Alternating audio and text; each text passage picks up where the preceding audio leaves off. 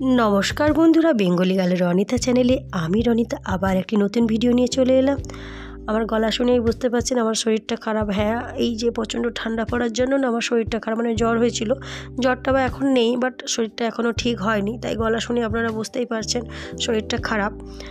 আর আজকে আমার রান্নার পালা, মানে আপনাদের কাছে আমি শেয়ার করি কখন, যখন আমি নিজে রান্না করি। অ্যাকচুয়ালি আমি যখন রান্নার পালা পড়ে, মানে আমি যখন রান্না করি, তো আপনাদের কাছে শেয়ার করতে খুব ইচ্ছে হয়, তাই টুক করে একটু ভিডিও বানিয়ে ফেলি। আর রান্না করতে করতে ভিডিও বানাতে একটু অসুবিধা হয়, বাট তবুও আপনাদের জন্য আমি একটু বানাই। তো যাই হোক, আজকের মেনুগুলো একটু পরেই জানতে পারবেন। আর স্কুল টাইম তো তাড়াহুড়ো করে রান্না করতেই হয়। তো প্রথমে আমি উনুনটা ধরিয়ে আগে সবজি করে নিচ্ছি, কারণ আনাজ কাটা হয়ে গেছে। আর আজকে বাজার থেকে মাছ আসছে না, ফ্রিজে মাছ ছিল, রাখা ছিল, তো ওই মাছগুলোই রান্না হবে। প্রথমে এই পুঁই কড়ির তরকারিটা বসিয়ে দিচ্ছি। আর এইটা খেতে কার কার ভালো লাগে অবশ্যই আমাকে কমেন্ট করে জানাবেন, কারণ আমি পুঁই ডাঁটা পছন্দ করি, বাট এটা পছন্দ করি না, কেমন কচকচ করে না, আমার ভালো লাগে না। তো এটা কার ভালো লাগে অবশ্যই কমেন্ট করে জানাবে, আর কেমন হলো রান্নাটা অবশ্যই আমাকে কমেন্ট করে জানাবেন। এরপরে চাটনি বসিয়ে দিলাম, চাটনিটা তাড়াতাড়ি হয়ে যাবে। আর মাছের ঝাল হবে, তো শাশুড়ি মায়ের আবার টক না হলে তো চলে না, তাই না? তো তাই একটু চাটনি করছি। আর এটা হচ্ছে পেঁপে ডাল, পেঁপে দিয়ে ডাল হচ্ছে, মসুর ডাল পেঁপে দিয়ে, বেশ ভালো লাগে, তাই না? আপনাদের কার কার ভালো লাগে অবশ্যই জানাবেন।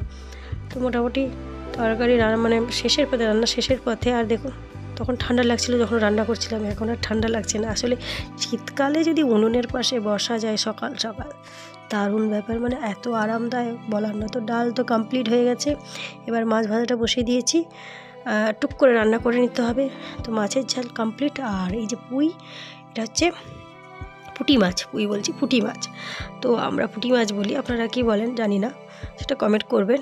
তো এই পুঁটি মাছগুলো মানে শাশুড়িমা বলছিলেন টক করে খাবেন, আমার আবার ওই টক ফক ভালো লাগে না, তাই আমি একটু ভাজা মুচমুচে করে ভাজা করবো ভাবলাম, তাই একটু মাছটা ভেজে নিলাম।